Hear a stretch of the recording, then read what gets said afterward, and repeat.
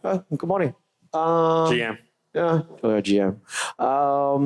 What shall we talk about today? Yes, so we're going to be talking about Memeland, right? The rise of Asia, and the pathway to promised land, all right? So for some, I would say start, right? Or some very quick introduction. My name is Gabriel. I'm part of this project called ARC. ARC is a NFT-gated membership club. We are based in Singapore, but we've got members generally all over Asia and everything. We have everybody from people working in the crypto space, in NFT space, etc. And we have a wide, diaspora of members as well. One of them is actually Ray, right? Ray is the CEO of 9gag. I don't know whether this new generation actually uses 9gag a lot. I hope they do. And more recently, right, over the last year and a half, he's also better known as the founder of Memeland. And if you look on Twitter, he is none other than 9gag CEO that basically likes to tweet when he's in the bathroom as well, right? Pooping as well, right? Shitting. I'm just going to say it as it is. Yes. So how are we today? Good. Good? Yeah. What's this? Maybe let's start very quickly, right, by what's on behind the screen of us, the promised land, right? And I think the term promised land comes from the Bible, right? That basically God told Abraham that he will lead the people, his people, right, into the promised land. And they ended up, basically walking around in the desert in a circle for like 60, 70 years. I think 40, right? 40 years. Yeah, something like that. No, more than that. More than that, 60 years, right? And then basically the best part of the story is that Abraham, right, who is the founding father of Israel, as some say, actually never got to see the promised land. In fact, it was like 4 generations later or something like that, right? Is that an Abraham kind of like storyline for you? I don't want to be Abraham, right? But I think that's why when I look at the title, I find it very funny. Right? Because on one hand, there's like slavery, right? Before you reach the promised land. It's almost like slavery when you start a Web3 projects. Yeah, because I think managing the community, managing the expectation, I think that part is actually quite hard, right? It's a full-time job. I mean, of course, it's a full-time job, but I think it's very demanding in a way that it's way more demanding than Web2 business, than any other business. Yeah, because Web3 never sleeps, right? That's why you always hear people say GM, right? Whatever the time zone. Yeah. Yeah. But the thing is that then, what would be, what's this promised land, right? Talk about, because when I look at the title, the first thing I think about is a couple of things, right? First and foremost is obviously, treasure island, land of riches, honey, gold, rainbows, and everything like that. But I think at the same time, people also see it, and it's kind of like intertwined with that whole rise of Asia narrative in Web3, And like it or not, I think Memeland has been a very, very strong proponent of that. Like it or not, whether they're holders of any of your Memeland NFTs or not, people are generally very, very proud of where Memeland has come, right? Either simply by simple optics, looking at the floor price, or simply people just seeing what you have done, right? Either on Twitter or any of the chatter and everything like that. And people are just very, very proud, right? And generally speaking, I think there are more people hoping that you succeed than fail. Really? I don't know. Huh? Yeah, generally, at least the ones that are not retarded. But basically, the what I'm trying to say is that what is your personal, Bible and everything aside and everything, right? What's your personal definition of that whole Asia promised land? Because this is my definition of it, that I think people are proud to see, and I know it's a bit incorrect to say success, right? Because we're still on this journey, but what's your own definition of that whole promised land and tying it to Memeland in Asia?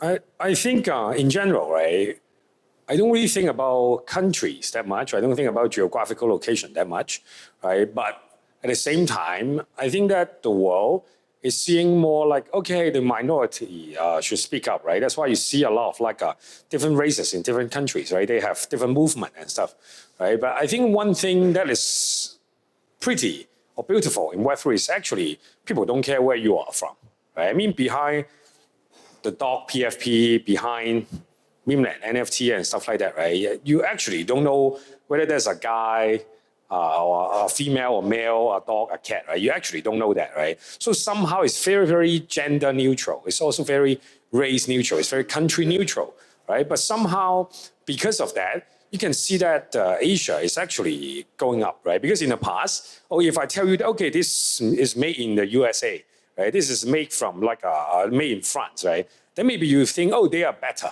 right? Because Asians, in general, they have that kind of like inferior mindset that, we are like Asian, we have to be very polite and stuff. And then Westerners, right, usually is better. The Western product is better, right? And even when we suddenly get like 15 years ago, we are quite big, right? Right now we have like 200 million audience every month, right? We have like 16 million followers on our Instagram account and stuff like that. People always assume that we are from the US, right? But in Web3, in NFT, basically people don't care about that too much. Right? And it's more like a fair ground, and people just look at what you do, and then they love you for your artwork, they love you for your promise, right? They love you for your utility. And I think that's something great. Yeah. And when there's a fair ground, you can see that Asia is actually getting really, really good at this, right? For example, like a lot of people fly in, right, for KBW, right? Next week, there's like Token 2049 in Singapore, right? And also in November, right? Even Ape Fest is like happening in Hong Kong.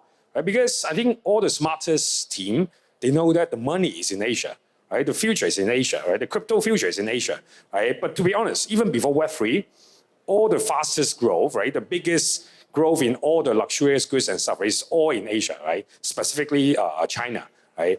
And I think it's just like Web3 is just like a normal development of that, right? But on chain, right? On blockchain, yeah. What do you think triggered that? What do you think triggered that consumerism, if I can say that, with Asia? Is it because we're richer now? Richer than before. Yeah, I don't know richer now, right? But richer than before, right? Maybe, I mean, it's good to compare within ourselves, right? Instead of comparing with other countries, right? Because that will be very sensitive. Although right? I do like the Singapore-Hong Kong comparison. It's very good marketing. I think there's no comparison. Hong Kong is better, right? I think that's very simple, right? I think no. I mean, right now in Korea, in Korea I would say this, right? And then in Singapore I would say that Singapore is definitely better, right? In Hong Kong I would say Hong Kong is better. For the record, guys, I've known this guy for 12 years. I don't really like him. Yeah, and he's not funny either. No. What I mean is, when you look at the development, right? You can see that the fastest development among all the countries, right, is basically all coming from Asia, right? I mean, on the culture side, Korea, right, is leading the game, right? In the past, who gives a fuck about K-drama or K-pop star, right? But right now, everyone knows BTS, New Jeans, Blackpink, right? And then my wife and I, we keep watching K-drama rather than US dramas these days, right? I just finished like King the Land and stuff like that, right? I think that shows the power of it. On one hand, I feel like Asians are generally more hardworking. Yeah, I mean, this is a fact, right? And when you look at the shop, right, when you go outside, when you visit a country, right, after like 5 p.m., if you are in like Barcelona or in any major city in Europe, right, basically all shops are closed, right? No, 5 p.m. they're closed in Barcelona because they are doing siesta. Then they open again at 10 p.m. and everything. No, for real. So there was once we were last year. Impact Summit, same thing. Like you can't buy batteries at 5 p.m. because the convenience store, the guy's having a fucking siesta. For real. So I went 3 hours without batteries. I think that's the thing, right? I mean, this is good because it's like a natural thing. Because it's almost like when you become like rich, right? You don't work that hard, right? For most people, right? And I think that's the same case, right? For the US, for a lot of very developed European cities and countries, right? I think they're very, very developed. That's why they care a lot about work-life balance, right? They care a lot about, okay, how can I live a more like a comfortable life, right? I think that gives a chance for all the new, I would say, uprising country, right? Otherwise, if Americans is fucking hardworking, right? Then where is China, right? Where is like other countries, right? So I feel like this is a good thing in a way, right? And at the same time, it's also about the hope, right? I think I believe that in Asia, right, a lot of the young people, they still believe in, okay, if I work hard, I have a chance to go up the ladder, climb up the ladder. Right? In the US, American dreams, it seems like kind of like broken, right? And that also explains why a lot of very, very energetic Westerners, right? They move to Hong Kong, they move to Singapore, right? Just to find American dream, right? In other countries, right? So I think it's the general trend, right? Instead of just a Web3 trend. Yeah. Yeah, I also realize it because we both come from the tech startup world, better known as Web 2 now, right? And Web 2.0, yeah. Web 2.0, Web 2.0, Yeah. but it's kind of like working hard was like it wasn't like a requirement. It was just something we did, right? We never said that, because I'm Asian, I got to work harder. We just had to because we just had to make it, right? If not, we would be broke and homeless. I mean, this is like the education, right? This is like the family upbringing, right? Yeah. I mean, hey, you motherfuckers, right? You have to work hard, right? I mean, that's all the Asian parents want, right? Yeah. I mean, you don't have to be super smart, right? But you have to work hard, right? I think that's the teaching of all the Asian families, right? Yep. And I think even when you look at American, most of the times at the good schools, the good students, right? They're all Asians, right? Maybe like Chinese, maybe like Indians, right? But they are always kind of like that, right? By the way, it seems like the topic's all about race and stuff. It's just so politically incorrect, yeah. But I think that in general, I think we understand that we have to work hard, to compete. Because we can't just say that, okay, I come from the Silicon Valley, right? Oh, that's why, you should invest in us, right? It's almost like you have to prove yourself so that you can compete in the I would say Western world or in the global scale, right?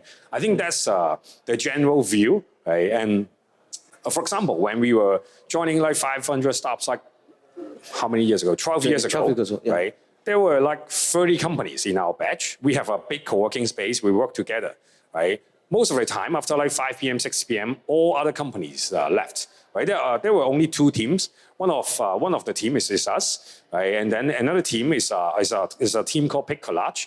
Right? I think It's a Taiwanese one, right? It's a Taiwanese one, yeah. Pick Collage. Yeah, a Pick Collage, right? I think they're still around. They're one of the biggest photo editing app, right? Yeah, John, Cheng Mei, Jaime, right? I think, all those guys, they're the other teams that work fucking hard, right? And basically, they are like two Asian founders, right? Leading the team, they work till like 11 p.m., 12 a.m. and stuff like that, right? And when I look back, most of the companies like kind of like shut down, die, right? Picolage is still here, right? Nike is still here, right? I want to touch on the work thing very quickly, since we're talking about this working hard thing. Is it, in your opinion, is it because Asians in general, we work hard to get to where we are because we haven't learned how to work smart? I don't think so. I think most of the Asian founders that I talk to, they're actually very smart, right? But we still believe that you should work smart, right? And also work hard, right? I mean, this is like the requirement when we hire our team members, right? Because at the end of the day, all the fucking lazy guys, right? They say that they work smart, right? Yeah. But the really, at the end of the day, when you are building a company, right, you actually want the best, right, among the guys that you can find. And to be honest, most of the time, the best guys, on one hand, they work smart is like the definition, right? And also you have to work hard. There's a saying in Chinese in Hong Kong, it's like, most of the times, you are not even competing on your talent, right? It's whether you're hardworking enough, right? Because most of the tasks that you are assigned to do, it's more about, okay, if you spend enough time, you can fix it, right? And of course, by spending more time in it, you get better at it. That's why you become smarter in that category. So it's almost like hard work and smart work, right? Basically, they come together. It's almost like quantity change. When you have enough amount of quantity, lead to the quality change. It's kind of like that. I think most of the time, I think for people who kind of like doing really, really good when they were young, it's because they feel like, okay, I'm smart enough. That's why I want to work smart, right? And after some time, they kind of like get lagging behind. It's because, okay, a lot of your still got to put the classmates, work in, right? They put the work, right? And Yeah. then they can just kind of like climb up. Because at the end of the day, most of the time, we're not in school anymore, right? And there are so many things that you can't learn in school. And those are the things that actually valuable, right? When you are running a company and stuff like that. Yeah. Yeah, got it. Do you want to ask you something? This is a more general question. I think the current narrative, especially this year, is that crypto, NFTs, all this in general, Asia will lead the next bull market. right? What's your thoughts on this statement? Because personally, if I can share my view, is that I think it's not just Asia that will lead. I think it's a combination of factors. And I think it's very simplistic to also say that it's just, oh, it's Asia because there's so much dry powder, there's so much liquidity, there's the users, there's the population, everything like that. I think it takes more than that. I mean, one simple example, we just spoke about in the green room, is like Bitcoin ETF, and all these other things as well, and obviously growing utilities among different NFT projects. But when you hear people come to you, especially you as an Asian founder, right, or a founder based in Asia, right, when people come to you and like, you know what, Asia is going to lead the next bull run. What do you have to say about that? I thought Asia was leading the last bull. Yeah. Right. I mean, when 70% of the mining machines, right, were in China, right, they actually is leading there already, right? Vitalik lives in Singapore, right? I feel like Asia has been leading everything crypto, right, since the beginning, right? But I feel like I think if you are talking about on the country, on the government level, on the policy level, right, I think that's true. Right, because I think, of course, when you look at the countries that has more policy regarding cryptocurrency, regarding NFT, regarding Web3, right? I mean, Singapore is doing a great job, and Dubai, and then right now Hong Kong is catching up. Hong Kong is pushing Web3 really, really hard, right? So I think all these things, if we are talking about the policy level, right, I think Asia will be leading the charge, right? I mean, when SEC is still suing Binance, Coinbase for whatever reason, right? Yeah, I feel like that part is definitely kind of like lagging behind. And they say that they're trying to protect retail customers, right?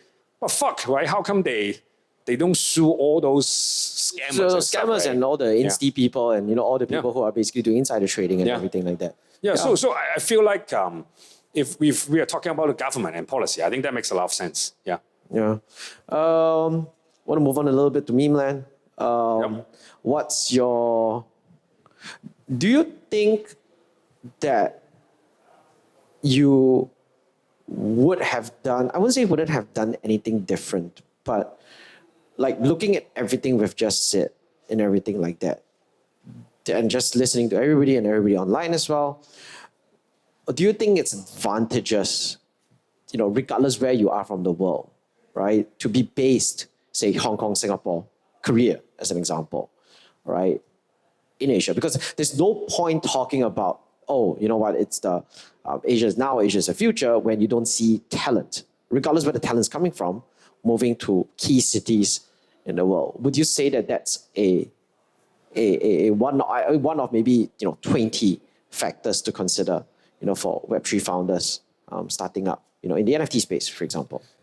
Honestly, I think people spend too much time on debating which country is better for startup for so long, right? Even in the Web 2.0 era, right? I think, whether Israel, right, is a most startup-friendly country, whether it's Singapore, whether it's like Silicon Valley, right? I mean, but to be honest, when you look at all the top companies, right, all the founders, they just started their company where they are based, right? And then maybe they will move to some country, right, where they get the funding or where it's easier to scale. Right? So I think most of the time, it's not about where you're based. To be honest, if you suck, right, even if you're based in US, based in Israel, based in Singapore, you still suck, right? It wouldn't say that, okay, you suck less, right, when you move to another country, right? But at the end of the day, I think some countries, they have better, I would say, ecosystem, better infrastructure for startup to grow, to start, right? For example, like Singapore, I think the government is very, I would say, startup-friendly, right? They have like matching grants, right? When you raise funding and stuff, right? But when I talk to my Singaporean friends, right, sometimes they say that, okay, this also makes the founder, right, the team weak, right? Because that there's like a backup. That it's easy to raise funding, right? So I would say that tough times makes like strong men, right?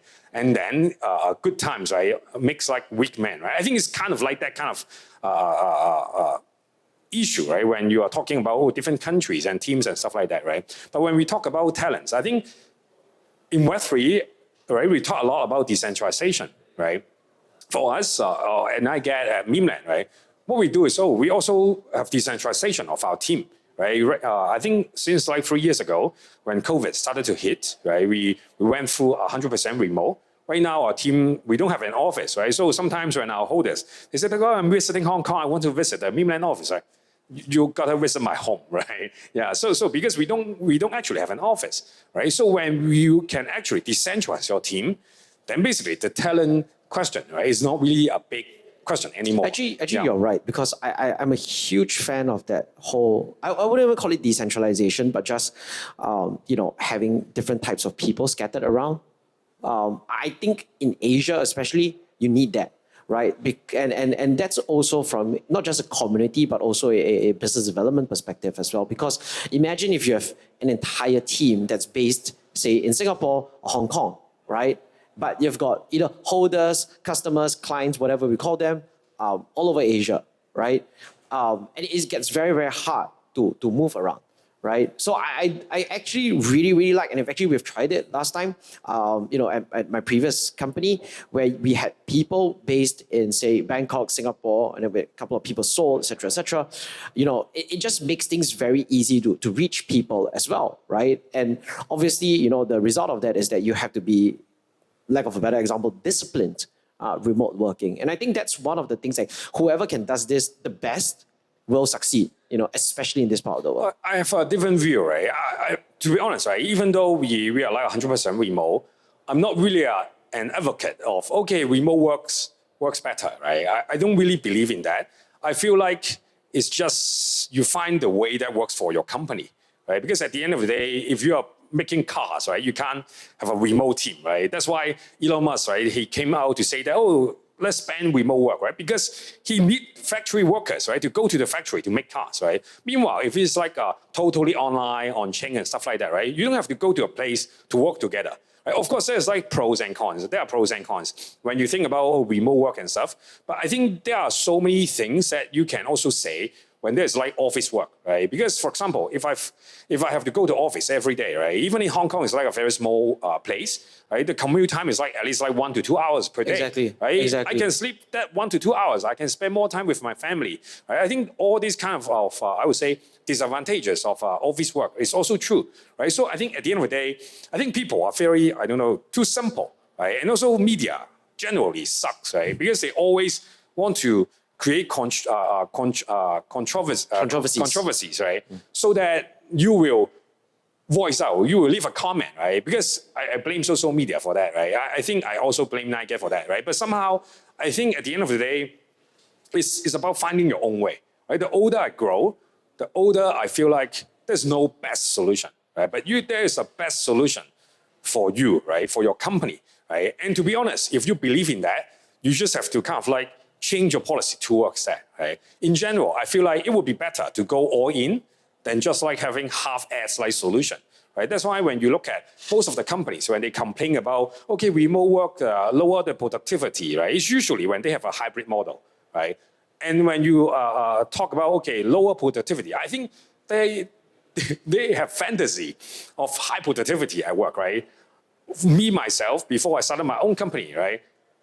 At work, right, I spend most of my time browsing random websites and stuff like that, right? And that's how Nike was. I wouldn't say so, right? But I think at the end of the day, I feel like at this age, it's more about what you want to achieve, right? And if you believe in that, you spend effort on that, and you try to polish the way that you do, then you can get better, right? And to be honest, you don't have to become the best. You just have to become the best among your so-called peers, among your competitors.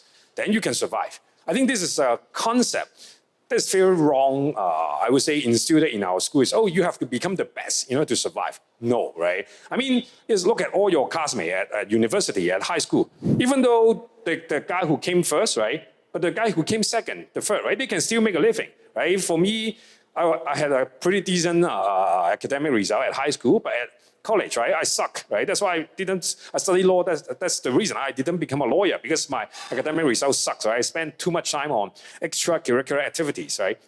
So I think that's also the reason why when I grow older, right? This time Memeland is like my so-called second company, right?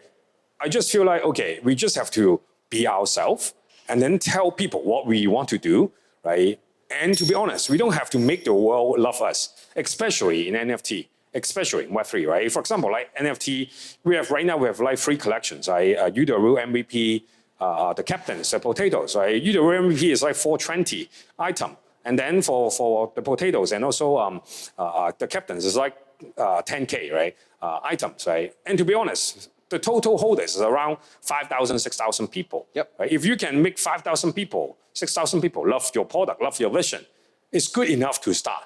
Yep. Right? And you don't have to beat like Yuga Labs, right? You don't have to beat Azuki, D-Gods, Pudgy Penguins. Would right? you like to?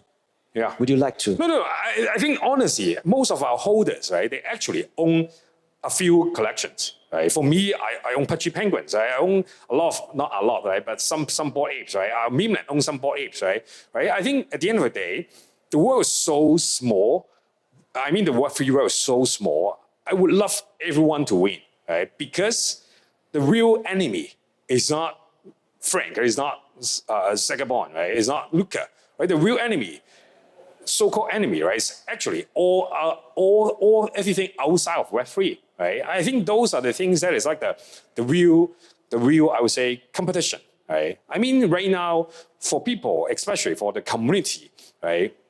When they try to talk about, whether Memeland can flip Azuki or flip D-Gods, right? And stuff like that, right? I think it's like a very kindergarten mindset.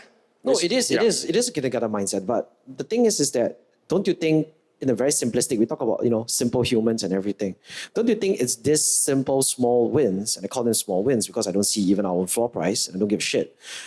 Is this small wins that probably is needed to inspire the next, generation of founders in Asia? Honestly, I'm fucking selfish, right? I don't care about the next generation, right? If you do your best, right, and you think about the future, right? Basically, you are doing a good job for your future generation, right? It's not like, I mean the mindset, I think somehow, the so-called Vogue concept, right? Oh, build for the future and stuff like that, right? I mean, most of the time, right? For example, when I was younger, right? And at my home, I come from a grassroots family, right? Humble family background, right? My father always asked me, of course he didn't call me Ray, right? But Ray, yeah. Turn off the lights, right? After you went out of the bathroom, right? And turns out this is like just good habit, right? This is like respecting the electricity, respecting the electricity bill and stuff like that, right? I think all this kind of stuff, you don't do it for the future generation because human beings are very impatient, right? They only care about themselves, right? But if we educate people that, you are doing good for you, for your family, right? Then basically, it's almost like assuming that you're doing good for other people as well, right? Because I think most of the time, it's not about whether we are greedy or not, right? I mean, everyone is greedy, right? But the thing is, look for long-term greed, become long-term greedy, right? Instead of short-term greedy. I think for Web3 and stuff like that, I think the burden of, if Memeland works, right, then it can leave the Web3 space in Hong Kong, in Asia, right? I actually don't really care, right? I mean, if we do a good job, right, then we do good to our holders, right? We do good to our investors. Then they have the money to invest, right? Then in such case, it lifts up other communities, it lifts up other companies as well, right? But we don't do it because we want to lift up others. But we do it because we want to make lift people... up yourself, because you lift up yourself, right? We lift up ourselves, right? It's kind of like helping yourself first. If you don't help yourself first, then you've got no right to help others. Exactly. I think this is the thing, right? I think a lot of people wants to change the world. When they can't do it, they give up, right? I feel like they go on TikTok, basically. I think TikTok is pretty interesting, yeah. But I think the key is, can you change the world around you, right? So that you make people who love you can live a better life, right? I think that part is key, right? That's why I always tell our community, right? Hey, I actually don't really want a lot of whales to join our community. We want to make our community whales, right? But at the same time, can you please give us some time? Because at the end of the day, companies are not built in like 1 year, right? A few months. Right? You actually need time to launch a product, right? And to be honest, Web3 model is very interesting in a way that it's kind of like a crowdfunding model, right? But most of the time, Kickstarter, right? Just like Kickstarter, tons of projects are scams, right? But the good ones, they actually can work. But it takes time to make the product, right? And I think those are the things that why the NFT space is kind of like bad right now is because I think people are very impatient. And of course, the bigger market. It's kind of like the difference, it's like, you talk about patience, right? It's kind of like a very simplistic example since we were having croissants just now as well, right? It's like the difference between making, donuts and sourdough, right? You can make donuts in 5 minutes, right? But they don't taste as good as a sourdough that's been rested for 48 hours, right? People are just impatient, right? I think I think to me the biggest problem with NFT space is that people are just bloody impatient. I think on one hand, I think the team is also responsible, right? Because somehow all the teams before us, right, and also all the teams around us, right, I think a lot of teams are very good at marketing. That's why they hype up the project, right? I mean, myself included, right? And then the community, because of the last bull run, somehow they also self-hype up, right? It's almost like, okay, we tell you that we will give you this, right? And then the community almost like imagine that, oh, the team will give you this, right? And the thing is, it's very funny, right? Because right now, for most of the NFT projects, right, there's no other metrics where people can look at, right? That's why they can only look at floor price, right? That's why floor price will become the main indicator of whether a project is good or not, right? But the thing is, the floor price is determined by the people who want to leave your community, right? Who want to sell your products, right? So it kind of like it sucks, right? When you look at some NFT, right? For example, like CryptoPunks, right? I've been bookmarking the hoodie punk, right? The floor price for hoodie punks is always about like 160 ETH or something like that, right? It's always there because the seller doesn't want to lower the price. Then the floor price become high, right? And of course, the liquidity in the market is also an issue, right? But somehow, is it what it is, right? When you see artwork, when you see a JPEG, right? To become like a stock, right? Of course, the trade is like way more like frequent and stuff, right? And when people are trying to farm token and stuff, it kind of like distort the whole market. I think this is a good thing about Web3, and also the bad thing is there's like financialization, right? But sometimes when it's like over financialization, right? People focus on the money, then everything becomes money. Then it just doesn't work. Right? It's almost like when you talk about love or relationship. If I only care about how much money you earn, right, then me and you don't have a chance, right? Maybe Elroy has a chance, right? But Elroy definitely has a chance. Very strong chance. Right? Very strong chance. But when you're talking about good looking, right, then you have a chance, right? Something like that. Right? Honestly, Elroy still also has a chance. Elroy has a still very strong chance. Yeah. No, but the thing is, if we kind of like narrow down everything, right, just to become like money focused, then that industry doesn't grow. But even when you look at the financial industry, financial market, I think it's not just about money. We need to move from money, like money, to value. Yes. I think that's the mindset we need to change, right? Which is that money is important, and to be honest, both of us like money, right?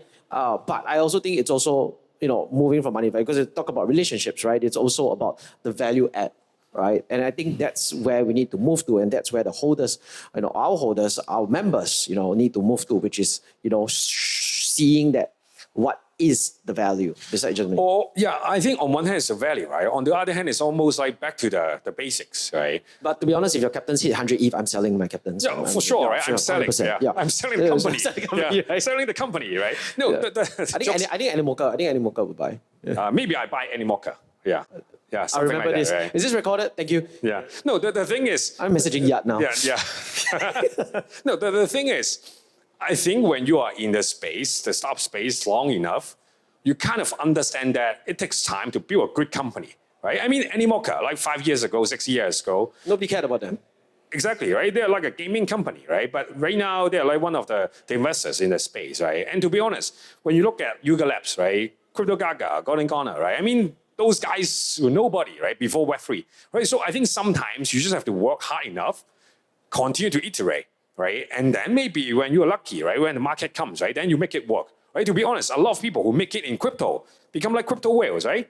They just put in like 20K and stuff, right? In Bitcoin, right? It doesn't mean that they're smarter than all of us. But sometimes... No, they took a bet. Yeah, they took a bet, right? It's a bet. It's a bet. But I think patience is also required, right? No, you're right. You're right. So it's not just patience. So my favorite conversation with a very good friend of mine in Singapore, I call him Mr. Ethereum 20 cents. His first Ethereum he bought was 20 cents. He bought $2,000. Now, if you think about it, right, at a point of time, he was just out of college. He was in his first job. Like literally, he was early 20s, right? If you see something go for 20 cents, right, at that age, from 20 cents, it goes to $1. $1 goes to $10, and you won't sell. That is not that's not just patience. That's just pure diamond hand belief, man. Yeah.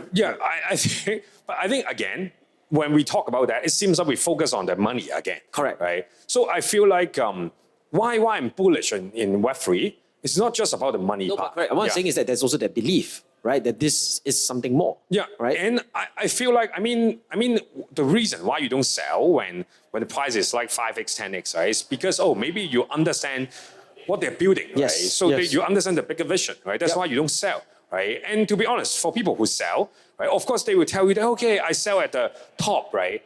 Oh, when Ethereum was like 200, I sell at the top. They're so happy, right? And then after some time, okay, it hit like 4,000, right? And then, why did I sell, right? But and then Ethereum 4,000 come back to like 1,000. Oh, why didn't I sell at 4,000, right? And then when 1,000, why didn't I buy more, right? When it's come back to like almost like 1,800, right? Something like that, right? So I think it's always like these motherfuckers keep complaining and complaining, right? So for me, I don't try to hang out with that kind of guy.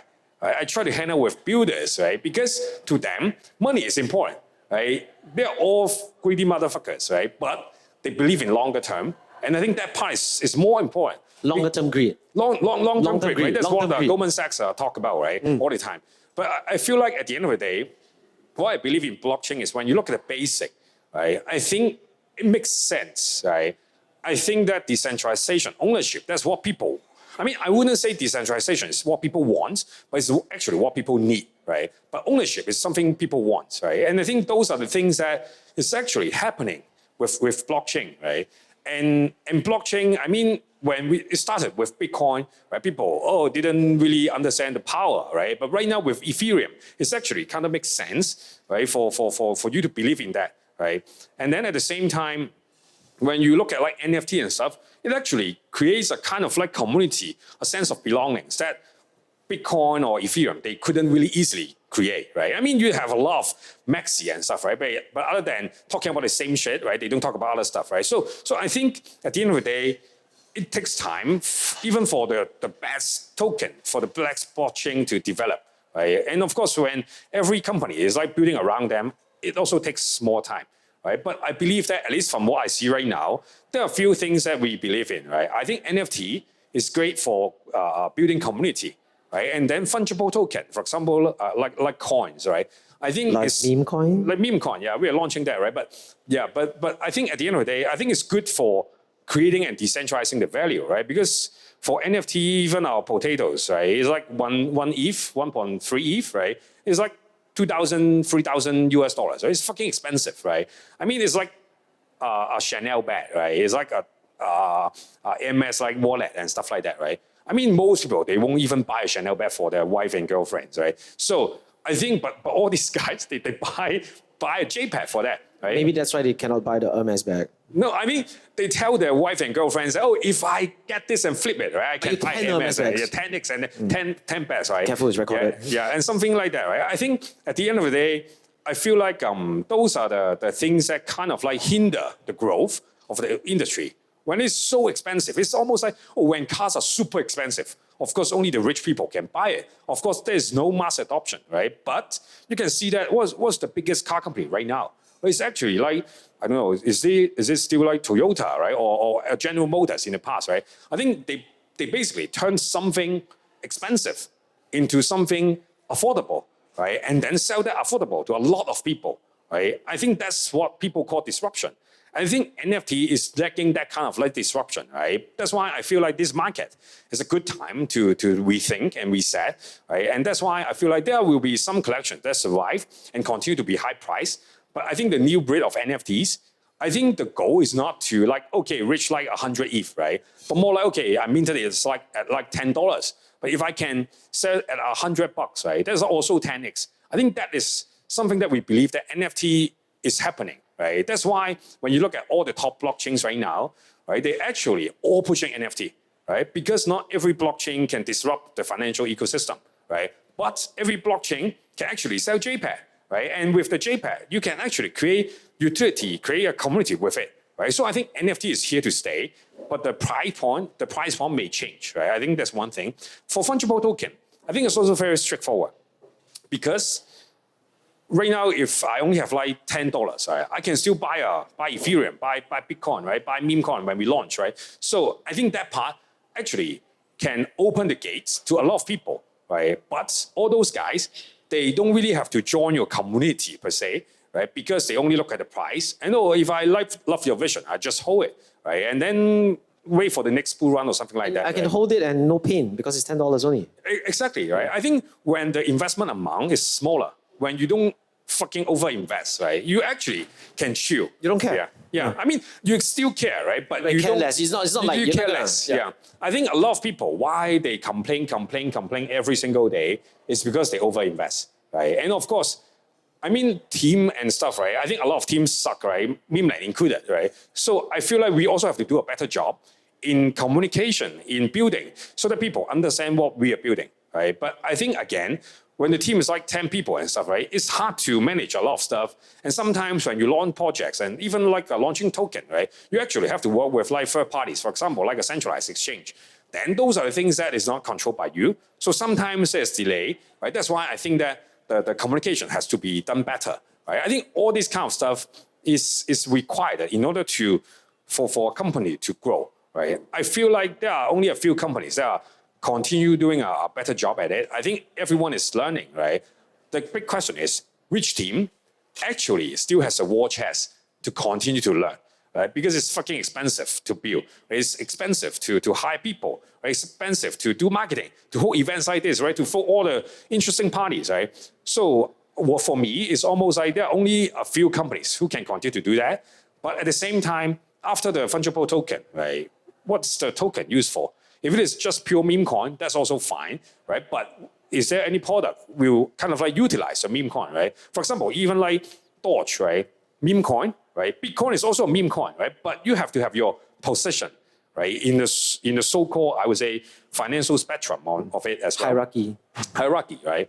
I think for Dogecoin, right? Other than Elon Musk keep pumping it from time to time, right? I think the part that gets people most excited is, oh, this is like people's cryptocurrency, right? I can use it to pay for my grocery and stuff like that, right? I think stuff like this have to happen in order to really make Web3 a reality. Yeah. Right. I think we're out of time. Yep. Right? We'll probably put a stop to here. We'll still be around the rest of the day. Talk to him. Please don't talk to me. Everything like that. Thank you so much. And I'll see you in Singapore next week. Yes, thank Thank you. you. And thank you everyone as well. Thank you. Thank you.